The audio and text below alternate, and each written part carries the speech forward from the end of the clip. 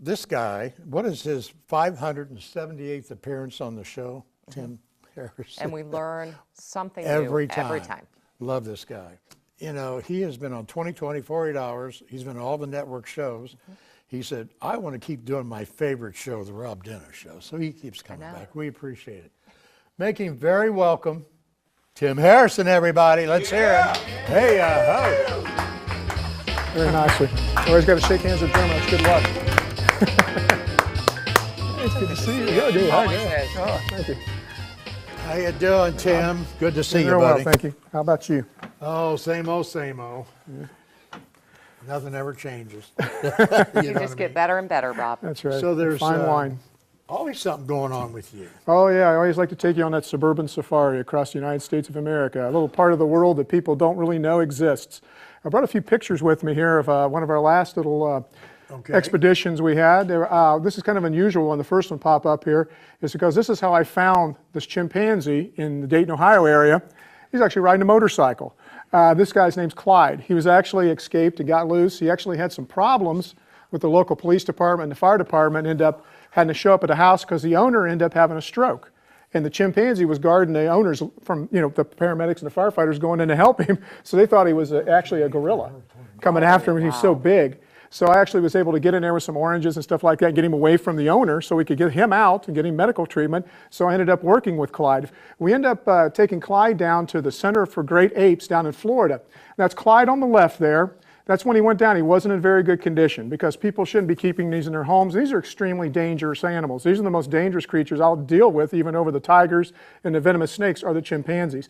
He was down there for about a year and a half out in the sun down in Florida, and look at this picture on to the right. He turned into a chimpanzee. His face started blackening up. He started getting healthier. He just passed on just a few months ago, and he was one of our most favorite rescues because he was not just being a local boy here from Dayton, Ohio. He also was one of the chimps that they used for a lot of their advertisements and a lot of things down there. He actually was a chimp they used for TV commercials for Coca-Cola and things like that over the years when he was younger. What was his name? His name was Clyde. I'm sorry, what was the age? The age, he ended up dying at about 52. Oh my God. So yeah, Okay. The next picture here we'll show you here is just some more of us traveling around. But this is one of the chimpanzees we had to help with over, and this was a picture taken by National Geographic photographer Karen Anger, which most likely these stories will be in National Geographic. Again, I've already been in there before, but down the road. This is a chimp we had to work on. That's Dr. Scott to the left over there, and some of my team behind us there. We had to get this chimpanzee. His name was Tarzan. Now, he was also used for, you get his little Christmas cards and stuff like that. They used him, they kind of abused him over the years. He was rescued and taken to Black Pine Animal Sanctuary in Indiana, where he's doing fantastic. And this is when they were ready to do some dental work on him. And I had the pleasure of helping out with him. We have 11 chimpanzees that we know of in the tri-state area. That's Indiana, Kentucky, and Ohio, that people have in their homes, of all places. I thought that was illegal. It is illegal in the state of Ohio. But if you get a permit, you're allowed to keep the animal. Okay. And we don't know, a lot of these are like you say, somebody says, oh, I know there's 10 tigers or something here. I'm totally surprised every month. I get calls of people still having to say, I got a tiger in my backyard or a bear in my backyard. I'm working with 2 right now that need medical treatment, bears. And they don't even show up on anybody's list. Wow. So the next picture here, we'll take you on a ride. This is in Middletown, Ohio. This is a full-grown spider monkey. I got a call to go out there because the monkey was attacking his owner. So when I pulled up in the car, this is my camera. I'm actually taking this picture. He's running on the front porch, swinging from from all the poles and the trees. I pulled right up. I was expecting to see him loose in the house or something. No, he's outside. Are those he's ones that move real slow? No, these move super fast. Oh, That's sloths. You're thinking of sloths. Yeah. And this guy was reaching for my camera. I was able to get the owner away. It was an elderly woman who was spraying with a bottle. Every time he tried to bite her, she'd spray him with a bottle like you do a house cat. And I said, every time you do that, it's just making him madder. I said, go away. So I was able to get this spider monkey into a carrying case and was able to get him out and moved him to a primate facility down near Athens, Ohio. But we get a lot of primates. There's hundreds and hundreds of monkeys and chimps and things like that here in North America that people don't even know about. Tim, where do they get them? Oh, they get them at auctions. Like you saw in the documentary, The Elephant in the Living Room, they have these auctions all over the country now. Oklahoma and Texas are where they moved into now.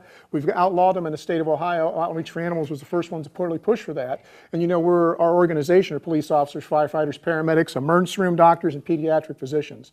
And that's what we're doing to try to change the people's, teach proper behavior around wildlife. Place with your hidden camera. Snake place too. And you remember the people buying the poisonous snakes for their kids. You know, this is one of my favorite pictures. This is downtown Chicago. You can see the mountain lion running past her. That's somebody's pet that got loose, and she's got a handgun.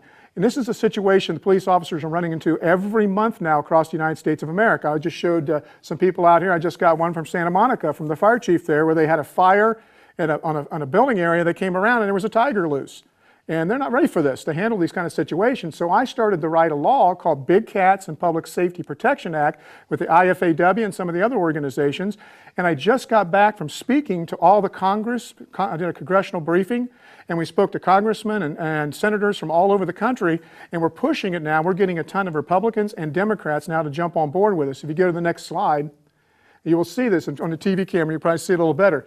You can see my name on there as one of the speakers, the keynote speakers. So we had go to each one of the senators, each one of the Congress people. I plugged in because they couldn't get anything done with big cats because nobody cared. Nobody cared about the big cats, even though it's an epidemic. I plugged in the public safety part of it. So it's Big Cats and Public Safety Act. So when I speak to these Congress people and senators, I said, you mean you're going to vote against police officers? Because we're always the first ones on the scene. It's not Jack Hanna. It's not the animal people. It's not the zoo. Remember what happened at the San Francisco Zoo, ladies and gentlemen? At the San Francisco, tiger gets loose, kills a boy, and seriously injures two. They called 2 police officers off the street because the zoo people hid in the cafeteria. So 2 cops had to come handle it. And what happened in Connecticut, we all remember that, where the chimpanzee ripped a woman's face off. What happened there? They ended up having cops show up, and that was a horrible, horrible situation for the police and for the individuals involved. She's blind and terribly mutilated. Oh, it was horribly mutilated. And that's what chimpanzees do. They take your face, and it's where they go in the wild. So what we try to do is get this national law passed to keep big cats. Now, this sounds like common sense. I know. I don't want to push too much common sense because we know we're dealing with politicians. But you got to think of it this way. Private people cannot own big cats or buy them, sell them, or breed them. Okay? Now, you have to have a license for your dog, right? But you don't have to have nothing for a lion. So you have no vaccinations, you have nothing. You have a walking, as Ed Kelso, the head of the FBI that I work with out in Texas, he actually said it perfectly. He started the bomb school. He said, I'd rather have an atomic bomb in downtown New York, I can defuse that, than a walking, thinking IED, a tiger. I have no idea how to handle that. Yeah. So we have to start thinking that way as public safety also, and also for the animals too. I have the heart for the animals too. They don't need to be here. Because everybody wants a tiger cub, but nobody wants a tiger. And you know, anybody can buy a tiger, but you can't buy common sense. Wow. Let's go to the next picture here. I brought this. This is my young lady here. Anybody see Sleepy Hollow? Did you ever see the Planet of the Apes with Mark Wahlberg? Yeah. Did you guys see Ed Wood, the movie Ed Wood with Johnny Depp and all of them? Yeah. This is Lisa Marie. Oh. Now she's on board with us. She met me at a hotel with her bodyguard. She was there and she recognized me from The Elephant in the Living Room. Really? And she told one of the bodyguards to come up and talk to me because she was too shy to come over and talk to me. And I had her sign the poster. It says, Say No. That's the international poster we use for that English group I work with. One Fight Unites, their band over there, Be Sure Is, pushes that with Jane Goodall. Mm-hmm. So I'm a part of that. So she signed a poster for me, and now she did a little voice thing for us on our Facebook. And she used the quote from National Geographic magazine that I used. She goes, dogs and cats need homes. Leave the wild animals alone. And so she stepped up, and she's one of the few celebrities that actually step up and is doing the right thing. But she's been about, most of the people probably remember Mars Attacks, the movie Mars Attacks. She was the alien woman walking like this, real freaky. So that was her. She's been in a ton of movies. And also she was used to be Tim Burton's fiance. Now, I'll finish up here. I don't want to take all the time, but I'll finish up here. The Elephant in the Living Room was originally on Netflix. It's still on National Geographic Wild every once in a while. But on Netflix brought it down, and they said, hey, they couldn't deal with it anymore. When they make more money, whatever it is. As soon as they released it, Hulu picked it up, and now it's on Hulu for free if anybody wants to see it. And now, as you see at the top, popular documentary. It was the most popular documentary on Hulu, and it was really cool because it just starting a whole new group of people looking at it now in different areas. And we just got a call today from a group in England that want to show it over there to help dogs and cats out as a promotional tool. No, this should be. Oh, there's one more. There's one more. I have a happy slide. We ended up building that structure for this cat, and I just love it. One of the tigers used to be the Massillon Tiger mascots. Remember those poor cats that they get them as a cub? And they usually end up killing them or they get rid of them. We were able to intercept one and help it out. And TV Tokyo did a TV show about me, and they built the structure behind you see back there for the 2 tigers. Wow. So we appreciate that, and I thought I'd bring this happy picture in. And they don't want people feeding them. I'm sure. No. Nobody. One thing you always remember: the most dangerous animals on the planet are the ones that know a human's limitations. Yep. These animals are in people's backyards are more dangerous than the wild ones. When I was at the tiger projects in Nepal and India, a tiger jumped out. A big 300 or 400-pound tiger jumped out and charged us. We stomped our foot at it. It jumped back into high grass, as you saw on the elephant in the living room, even on the trailer. The tiger runs across the parking lot and jumps on me because they know I'm not as fast as they are because they were raised by humans. What's this new show coming on either Discovery Channel? It's about a family who's got all these wild animals. You know the show I'm talking No, I about? don't know. Something brand. Yeah, the one thing with, I'm getting ready to film this weekend with Discovery Studios for a documentary. It's going to be on Animal Planet about big cats in the United States. But there's a lot of shows that come on, and a lot of people tell you a lot of things. I'd have to check it out first before I Yeah. make my opinion on it. But there's a lot of people saying they're rescuing these animals, and they're not. They're buying them, breeding them, selling them. And that's the sad part because there's a commodity. And we all know it's a $20.5 billion a year industry selling dangerous wild exotic animals in the United States. I can Second tell only you- to drugs. Kate Hudson was on The View the other day showing film of her sitting down in China Yeah.